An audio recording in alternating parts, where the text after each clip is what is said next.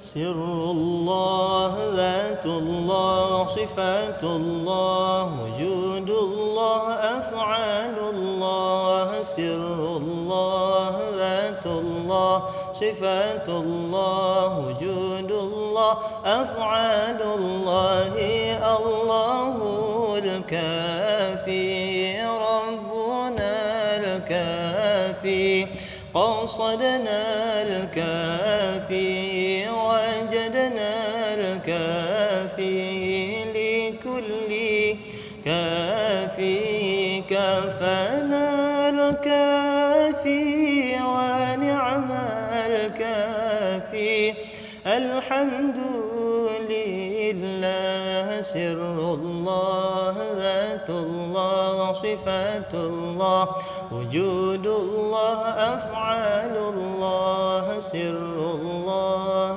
ذات الله صفات الله وجود الله أفعال الله الله الكافي ربنا الكافي قصدنا الكافي وجدنا الكافي لكل كافي كفانا الكافي ونعم الكافي الحمد لله سر الله ذات الله صفات الله وجود الله أفعال الله سر الله ذات الله وصفات الله وجود الله أفعال الله الله الكافي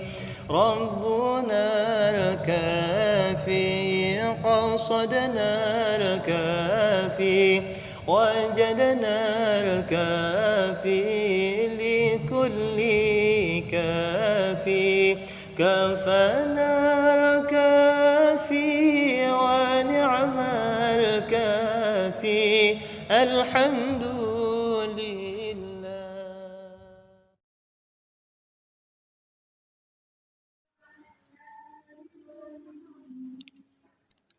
Assalamualaikum warahmatullahi wabarakatuh. Alhamdulillahillazi an'ama ala ibadihil mu'minina bil irfan wa karramahum min mazidil fadli bi ru'yatihi fil jinan. Asyhadu an la ilaha illallahul malikul a'lam wa asyhadu anna Muhammad Sayyidina Rasulullah sallallahu alaihi wasallam sahibul a'lal makam. Wassalatu wassalamu ala man arsalahu rahmatan lil anam. Islaulahu lakanat ahwaluhum akbahu minal an'am. Wa ala alihil barratil kiram wa ashabihi masabil dhalam. والطابئين لهم بإحسان إلى يوم تنطق في جميع الأعدان ويبقوا في اللسان صلاة وسلاما دائمين متلامسين ما دامت الأوقات والأوان. اللهم صل على سيدنا ومولانا محمد وعلى آله وصحبه أجمعين أما بعد. فيا معاشر المسلمين أوصيكم وإياي بتقوى الله فقد فاز المتقون.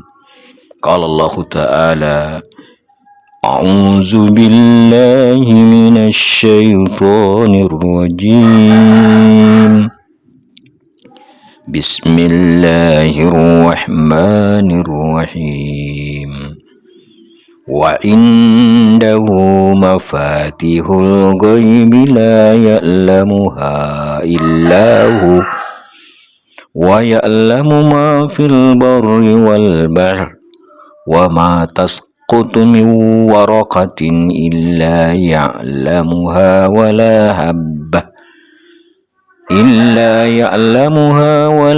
حبة في ظلمات الأرض والرطب ولا رطب ولا يابس ولا يابس إلا في كتاب مبين.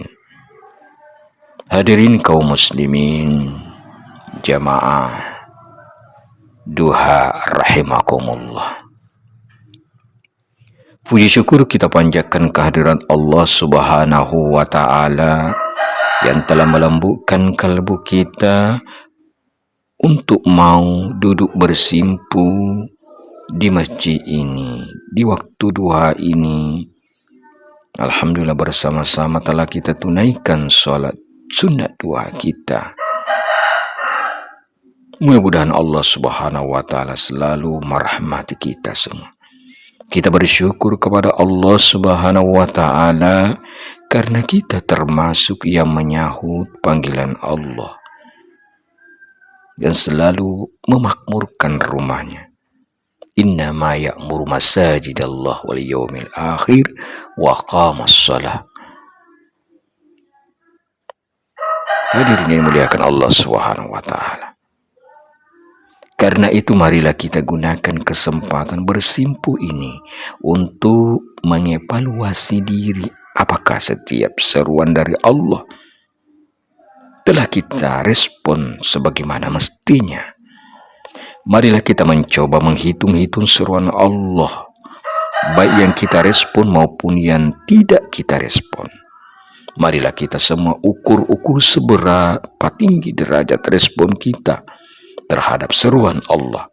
Apakah kita sudah termasuk orang yang terjaga dari kelalaian? Apakah kita sudah termasuk orang yang telah kembali ke jalan Allah? Apakah kita sudah termasuk orang yang telah mampu menjaga moral? Apakah kita sudah termasuk orang yang telah mampu mengadakan muhasabah? Apakah kita sudah termasuk manusia jujur, siddiq? Atau mungkin juga kita sudah sampai pada tahap mahabbah kepada Allah Subhanahu wa ta'ala. Mungkin banyak yang belum kita tunaikan seruan Allah Subhanahu wa ta'ala. Mungkin masih banyak larangan Allah yang kita langgar. Marilah kita semua lebih mendekatkan diri kepada Allah, memuji syukur akan berbagai limpahan nikmat yang diberikan Allah Subhanahu wa ta'ala kepada kita, memohon ampunan atas keteledoran, kehilapan dalam mengabdi kepadanya. Terlalu banyak hak Allah yang terabaikan dan banyak pula langkah keliru yang telah kita jalani. Kadang-kadang kita tidak tahu apakah kita benar sudah di garis lurus atau jalan kita masih berliku-liku. Semoga Allah meluruskan jalan kita dengan rahmat dan rahimnya. Ihdinas siratal mustaqim. Ma'asyiral muslimin, shaimin wa shaimat rahimakumullah. Marilah kita mempersiapkan diri untuk lebih ma'rifat kepada Allah Subhanahu wa ta'ala, agar kita mampu merespon setiap ketentuan dengan penuh tawadu, kerendahan hati, agar terjadi dinamika hidup yang bertakhalli, bertajalli dan bertakhalli. Takhalli mengandung makna mengosongkan sifat yang dapat merusak hubungan kita dengan Allah. Bertajalli mengandung makna menikmati bagaimana hubungan kita, kesatuan kita dengan Allah. Dan bertahalli mengandung makna menghias diri dengan sifat-sifat yang diridhoi Allah Subhanahu wa ta'ala. Terlalu banyak perilaku yang malah melanggar ketentuan Allah. Dianggapnya Allah tidak tahu perbuatan kita. Bagi Allah Subhanahu wa ta'ala tidak ada yang tertutup dan tidak ada pula yang terhalang. Allah Subhanahu wa ta'ala berfirman, wa indahu mafatihul ghaibi la ya'lamuha illahu wa ya'lamu ma fil barri wal bahr wa ma tasqutu min waraqatin illa ya'lamuha wa la habbatin fi dhulumatil ard wa la ratbin wa la yabisin illa fi kitabim mubin. Al-Quran surah Al-An'am ayat 59, yang artinya, dan dialah yang memiliki kunci pembendaharaan yang gaib. Tidak ada yang mengetahuinya kecuali Dia, Allah. Dan Dia mengetahui segala yang ada di darat dan di laut. Dan tidak ada sehelai daun yang gugur melainkan Dia mengetahuinya. Dan tiada sebutir biji pula yang ada di dalam perut bumi yang gelap, dan tidak sesuatu apapun yang basah atau kering yang tidak tertulis dalam kitab yang nyata di Lauh Mahfuz. Ayat tersebut mengandung isyarat bahwa segala yang ada di dalam dunia ini, di alam ini, sama sekali tiada tersembunyi bagi Allah sebutir biji dalam kegelapan bumi, yakni biji ruh dalam kegelapan sifat-sifat bumi nafsu. Semuanya diketahui Allah Subhanahu wa Ta'ala. Dialah yang menyusun dan Dialah yang mengetahui kesempurnaan dan kekurangan dalam bumi, kalbu, dan kegelapan sifat-sifat kemanusiaan. Saudaraku yang dirahmati Allah Subhanahu wa Ta'ala, Allah Subhanahu wa Ta'ala Maha mengetahui yang segala kita upayakan di siang hari, di malam hari, kemudian menidurkan kita. Kita tidak tahu apakah esok kita dapat bangun kembali atau tidak. Nah, kesadaran akan kekuasaan Allah itulah yang menumbuhkan rasa tanggung jawab kita, tanggung jawab kepada Allah dan kepada sesama insani. Dimaungkannya kembali kita di pagi hari merupakan ihsan, kebajikan atau kurnia. Karunia Allah luar biasa. Allah yang dapat bermakna bagi kita. Mungkin sebelumnya kita dalam mengadakan janji dengan semua insan untuk melaksanakan berbagai kifrah di alam dunia ini. Akan tetapi Allah Subhanahu wa Ta'ala mengambil keputusan untuk tidak memberi kesempatan kepada kita memenuhi janji itu. Allah Subhanahu wa Ta'ala mengetahui yang terbaik untuk kita. Pada saatnya nanti Allah Subhanahu wa Ta'ala akan memberitahukan kepada kita apa yang pernah kita perbuat di alam fana ini. Pada ayat lain Allah Subhanahu wa Ta'ala berfirman, Qulillahu yunajjikum minha wa min kulli karbin thumma antum tusyrikun. Surah Al-An'am ayat 64. Katakanlah, Allah menyelamatkan kalian dari bencana dan dari setiap kerusakan, tapi kemudian kalian menyekutukan. Ada satu ilustrasi yang mungkin dapat membuka tabir yang hakiki. Sebagai contoh, seorang pelukis akan mempunyai bukti keberadaannya dan mempunyai kegaiban, yaitu ilmu melukis, dan mempunyai kunci. Dengan kunci itu si pelukis membuka yang menggambar dalam bentuk gambar, supaya gambar itu terwujud sebagaimana yang terpatri dalam benak si pelukis yang menggunakan pena. Pena berada di tangan pelukis tanpa campur tangan orang lain. Allah Subhanahu wa Ta'ala merupakan pelukis dan gambarnya adalah alam yang beraneka ragam, baik yang gaib maupun yang nyata. Sungguh aneh manusia itu. Rahman dan Rahim Allah malah tidak disyukuri. Seringkali malah kita congkak dan takabur, tidak berterima kasih atas limpahan nikmat dari Allah Subhanahu wa Ta'ala. Saudaraku yang dimuliakan Allah Subhanahu wa Ta'ala, diriwayatkan bahwa ketika Nabi Shallallahu Alaihi Wasallam selesai menguburkan jenazah putranya, Ibrahim berdiri di sebelah makam putranya lalu bersabda, "Wahai anakku, kalbu merasa sedih, mata pun memeteskan air mata, dan kita tidak mengucapkan sesuatu yang menyebabkan Arab murka. Inna lillahi wa inna ilaihi rajiun. Kita ini kepunyaan Allah dan kepadanya kita kembali. Wahai anakku, ucapkanlah olehmu, Allah Rabbi, Islam agamaku, Rasulullah ayahku.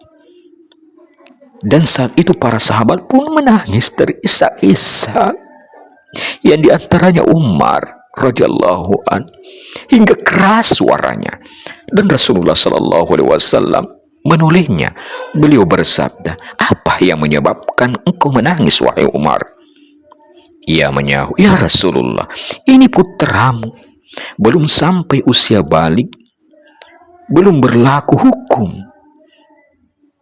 Ia perlu talqin seperti Tuhan yang menalkini untuk tetap tauhid, mengesahkan Allah di masa seperti ini." Betapa nasib Umar. Ia sudah termasuk balik, telah diberlakukan hukum, padahal tidak ada yang menalkinkannya seperti Tuhan. Di saat itu Nabi Sallallahu Alaihi Wasallam pun menangis Rasulullah Sallallahu Alaihi Wasallam, dan diikuti para sahabat-sahabat lainnya. Turunlah malaikat Jibril membawa wahyu. Allah memantapkan orang-orang beriman dengan ucapan yang mantap di dunia dan akhirat.